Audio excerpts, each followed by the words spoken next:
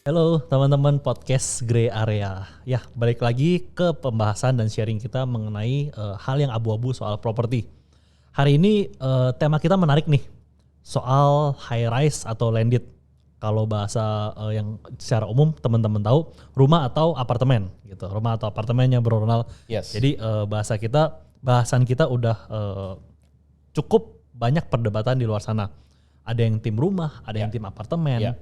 Terus ada yang banyaklah faktor-faktornya mulai dari secara investment gimana, mulai dari lokasi gimana, harga, maintenance fee dibahas, nyamannya gimana gitu. Betul. Ini kan banyak banget nih.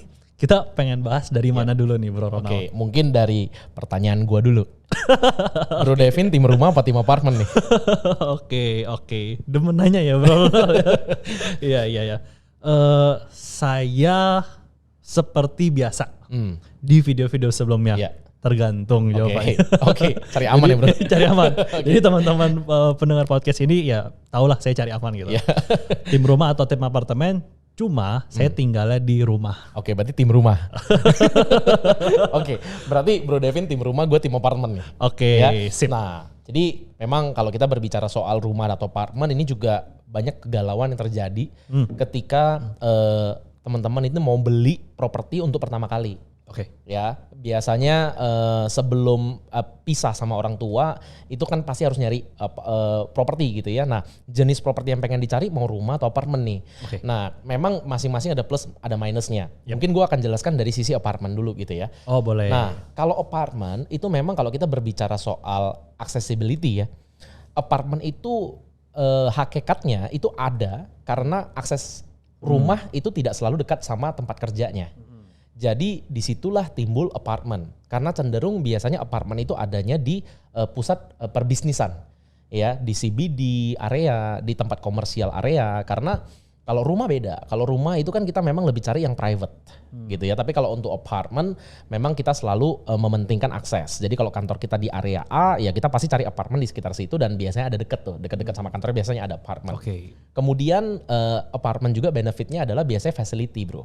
Oke. Jadi kalau kita bicara soal harga, kalau kita beli apartemen dan kita beli rumah, kalau kita untuk mendapatkan gym, ya kita untuk mendapatkan kolam renang gitu ya, untuk dapetin jogging track, taman dan lain sebagainya, itu kita harus beli berapa ribu meter tuh kalau rumah gitu kan. Iya. Dan tahu sendiri lah ya harga-harga properti di Jakarta atau di kota-kota besar itu udah mahal banget. Oke. Jadi untuk ribuan meter untuk dapetin semua fasilitinya pasti ya terlalu mahal gitu. Tapi kalau di apartemen kita tetap punya unit dengan harga ya affordable lah, lebih affordable tapi kita bisa punya all the facility. Oke. Kita punya kita punya gym, kita punya kolam renang, kita punya jogging track dan lain-lain.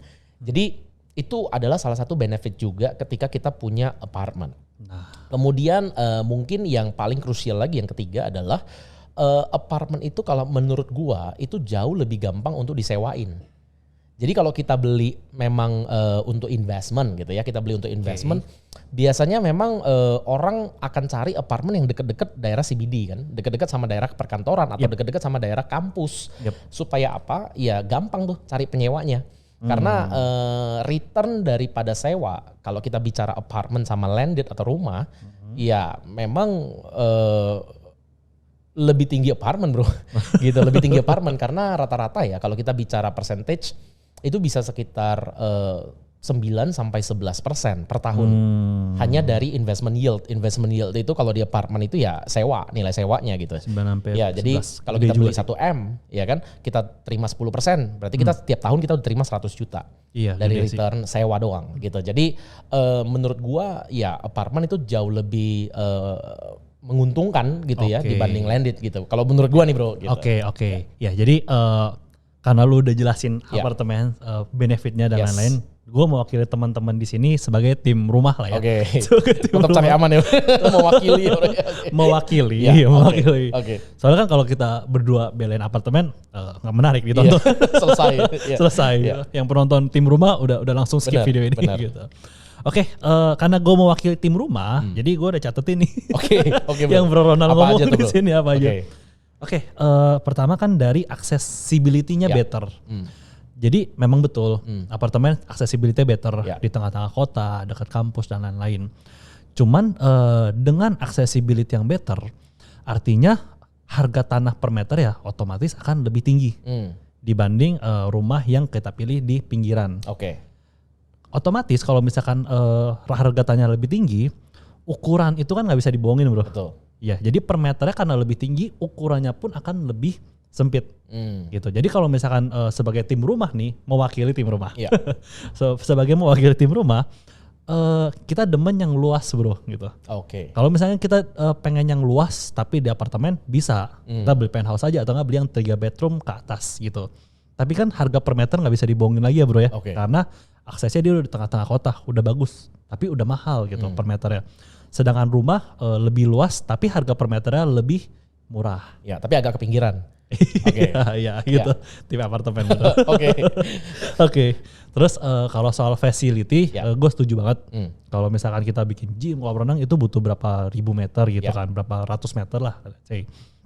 Tapi kan memang balik lagi nih, banyak orang-orang yang nggak suka sama apartemen itu karena ada maintenance fee-nya bro.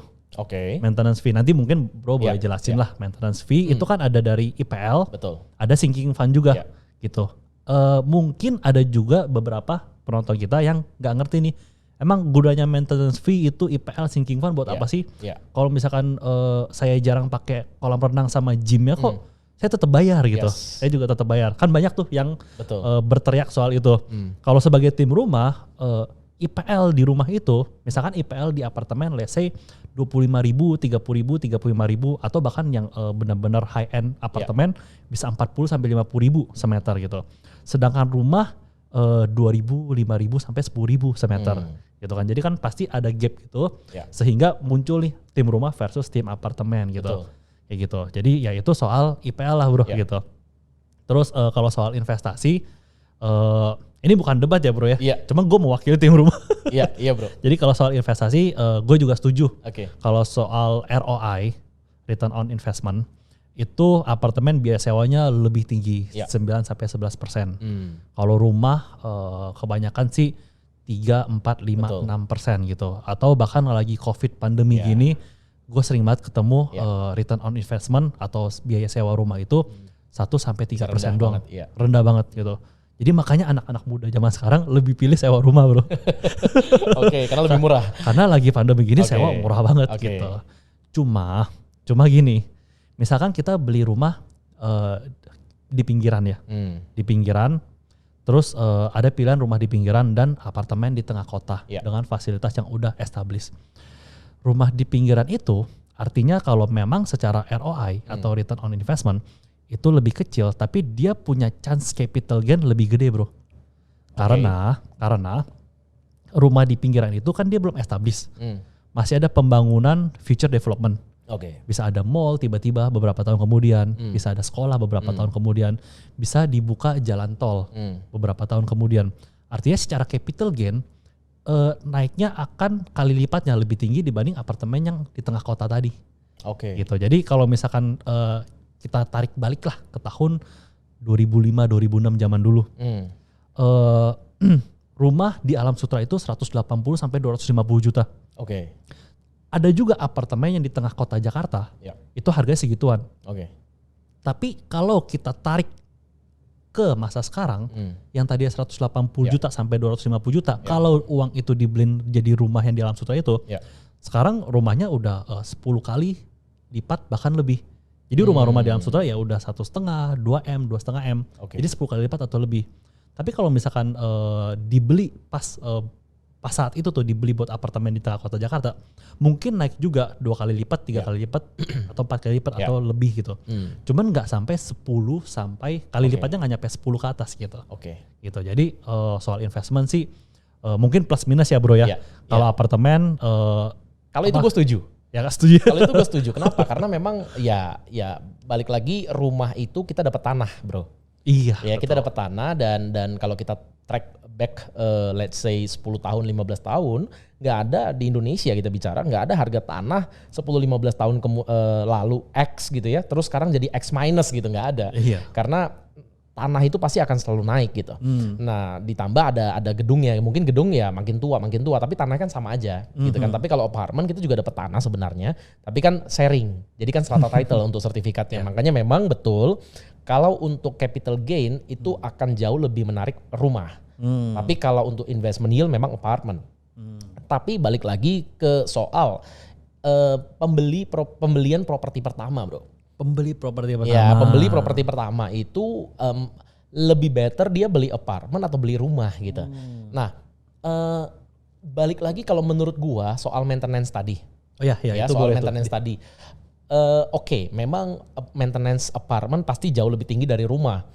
Kenapa? Karena dengan lift ya, kemudian juga ada fasilitas gym, ada fasilitas kolam renang, jogging track, lampu di koridornya dan lain-lain, itu kan butuh maintenance tuh. Betul banget. Sebenarnya kalau kita bicara rumah, bro, kalau rumahnya kecil ya mungkin maintenance-nya kecil. Okay. Tapi kalau rumahnya kayak istana yang dimana ada gym sendiri, ada kolam renang sendiri, mungkin ada danau pribadi sendiri gitu ya. Itu maintenance-nya juga gede juga, bro. Artinya untuk dia hire orang untuk bersihin kolam renang, untuk ganti air, gymnya dia harus servis dan lain-lain, juga ujung-ujungnya harganya lebih tinggi. Tapi kalau kita compare dengan memang rumah yang tidak ada fasilitas seperti itu, ya pasti jauh lebih murah. Gitu. Tapi apartemen pada umumnya memang lebih tinggi karena dia punya the whole facility. Dia punya the whole facility. Jadi kalau apple to apple ya, kalau dengan rumah yang dengan the whole facility mungkin bisa jauh lebih murah apartemen karena sharing. Tapi kalau apartemen ya cuma ownernya doang yang bayar gitu. Nah, memang timbul polemik, dilema-dilema belakangan ini kan lagi pandemi, lagi COVID.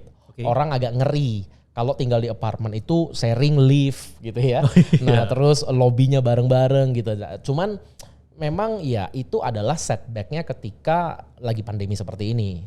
Memang rumah akan menjadi opsi yang lebih safe, lebih private gitu kan.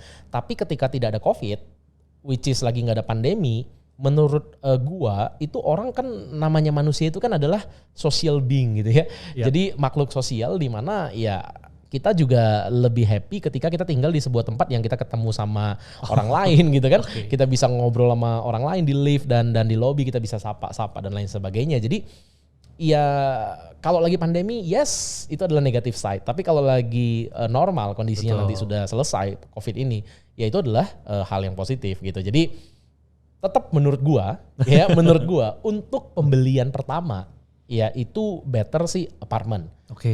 Better apartemen karena ketika teman-teman beli apartemen itu pasti pertama kan kalian akan nyari apartemen yang lokasinya deket sama mau kampus atau mau tempat kerjanya kalian gitu ya. Kemudian kalau misalkan let's say tiba-tiba setelah kalian beli kalian jarang nih tinggal di sana gitu ya. Untuk cari penyewanya itu jauh lebih mudah gitu, jauh lebih mudah. Karena kalau kita bicara investment yield balik lagi yang tadi, kalau untuk sewa itu apartemen jauh lebih gampang gitu dibanding rumah gitu ya. Karena ya teman-teman beli apartemen sama beli rumah juga pasti decision makernya itu lebih lama rumah. Iya kan, karena kan kita harus lihat feel-nya, kita lihat lokasi sekitar. Tapi kalau apartemen ya udah cukup lihat unit beres lah gitu.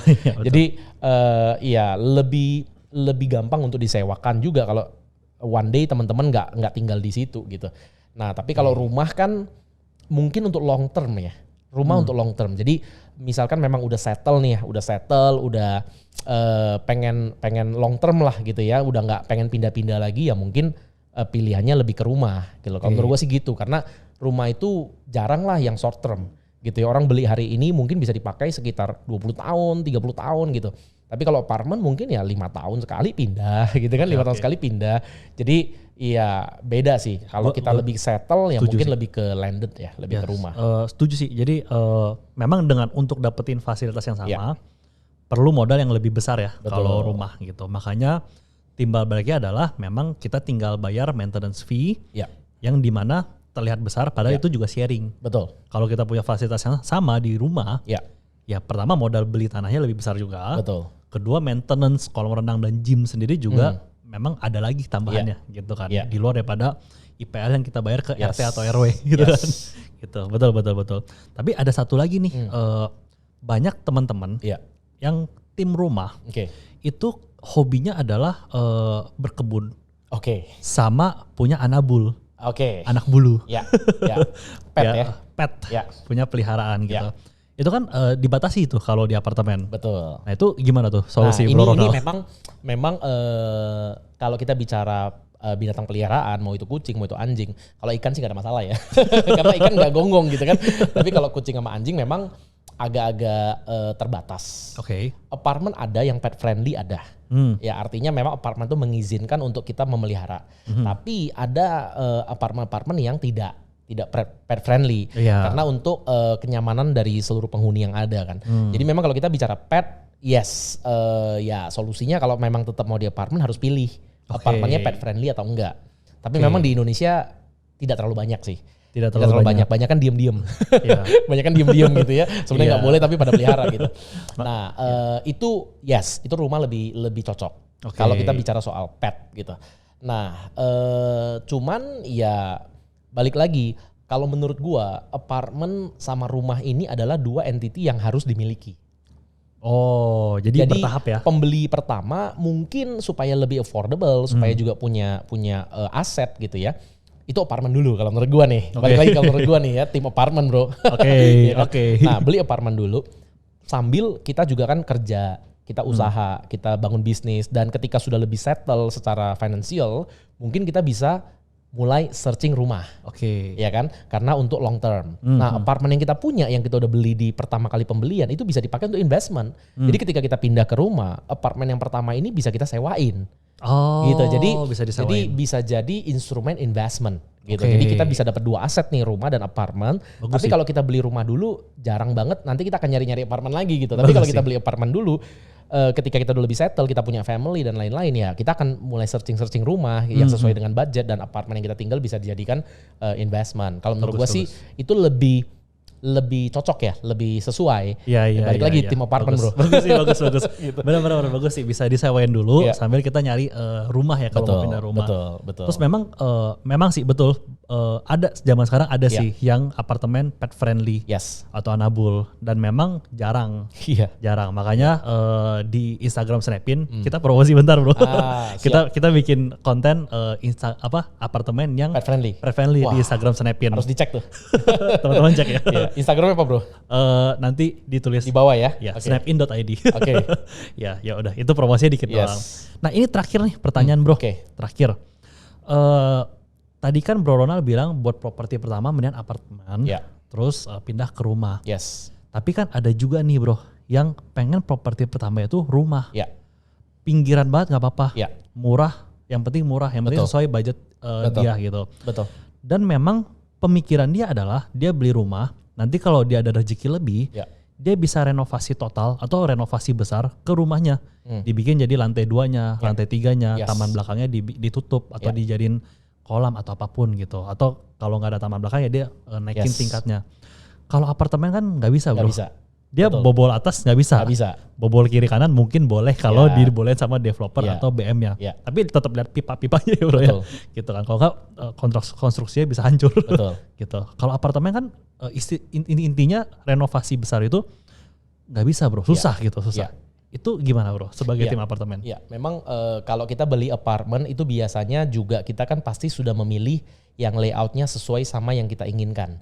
Dan dari awal memang kita sudah cek dulu konstruksinya, artinya kalau kita mau jebol, kita beli 2 unit misalkan dan kita mau jebol ke unit sebelahnya, itu kita harus cek tuh.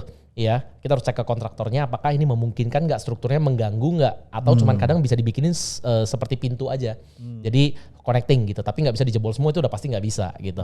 Nah memang side back-nya adalah itu kalau kita berbicara soal renovasi besar. Karena memang apartemen itu ya lebih ditujukan untuk yang compact. Artinya orang beli itu biasanya untuk transit. Jadi orang kerja, selesai pulang kerja, dia ke apartemen, istirahat, paling kerja-kerja kecil, istirahat, kumpul keluarga kecil, istirahat, besoknya kerja lagi. Tapi kalau rumah mungkin lebih ke leisure gitu kan, artinya memang bisa direnovasi, kita bisa naikin jadi 2 lantai, 3 lantai, tapi ini sekedar knowledge juga buat teman-teman. Ketika kalian cari rumah, ketika kalian beli rumah juga harus dicek KDB sama KLB-nya. Koefisien dasar bangunan sama koefisien luas bangunannya. Mungkin nanti di next session kita akan bahas itu lebih detail. Tapi intinya adalah KDB dan KLB ini untuk menentukan apakah rumah ini sebenarnya boleh nggak dinaikin lagi. Karena ada beberapa daerah rumahnya kalau udah 1 lantai ya nggak boleh dinaikin jadi 2 lantai. Iya sih. Jadi Ini semuanya balik lagi ke regulasi-regulasi dari masing-masing developer dan daerahnya masing-masing gitu ya. Jadi kalau menurut gua kesimpulannya adalah ya apapun yang mau kalian beli, mau rumah gitu ya, mau apartemen, ini cerita kita udah berdamai nih ya bro ya. Jadi mau rumah atau mau apartemen sebenarnya is a good investment, is a good asset gitu ya. Karena itu adalah aset tetap yang bisa kita pakai, yang bisa kita tinggali. Artinya kalau on paper harga naik, tapi teman-teman mau jual belum ada pembeli, kita masih bisa menikmati aset itu. Betul. Ya kita bisa tinggal di apartemen itu atau kita bisa tinggal di rumah itu sampai harganya naik. Betul. Jadi kita tidur di aset yang harganya selalu naik gitu. Ya tinggal kapan ketemu sama lawannya, kapan ketemu sama pembeli barunya. Jadi it's a good investment. Mau kalian beli apartemen dulu, mau kalian beli rumah dulu, is okay. Yang penting jangan sampai nggak beli apa-apa gitu. Iya. Oke. Setuju sih sama Bro Ronald. Ternyata memang nggak segampang itu ya. Yes. Kalau kita mau renovasi besar di rumah juga. Harus dicek. Cek KDB, KLB. Ya. Bahkan kita perlu cek fondasinya. Betul. Kita tiba-tiba pengen bikin 3 lantai, fondasinya nggak kuat. Ujung-ujungnya renovasi kita kebeli apartemen atau rumah lain juga. Benar. Satu lagi gitu kan. Betul. Setuju. Ya, jadi gua rasa sih kayaknya memang sharing kita udah cukup komplit ya. Yes. Hari ini semoga teman-teman di rumah itu udah dapat manfaatnya dengerin sharing saya dan Bro Ronald. Jadi yang masih bingung nih galau, gue mendingan beli apartemen atau beli rumah? Ya kita sih udah berdamai ya. Udah berdamai. Jadi jawabannya tergantung teman-teman, sesuaian lagi sama budgetnya, sesuaian lagi dengan kenyamanan, jarak, lokasi, tempat tinggalnya lebih nyaman yang mana. Jadi kita harap dengan sharing kita teman-teman bisa tahu nih plus minusnya apartemen apa, plus minusnya rumah itu apa gitu. Ya kalau teman-teman ngerasa bermanfaat dari sharing kita, boleh ya di like buat ngedukung channel kita, jangan lupa subscribe juga. Dan boleh komen juga di bawah, nextnya kita mau bahas soal apa lagi nih di podcast kita. Itu aja sih ya bro ya. Thank you banget teman-teman dan juga thank you banget Bro Ronald. Sama-sama Bro Devin. Ya nextnya kita bahas yang lebih seru lagi ya bro ya. Sip, thank you bro. Oke. Jadi udah damai nih kita ceritanya. Jadi kita syuting yang ketiga apa nih?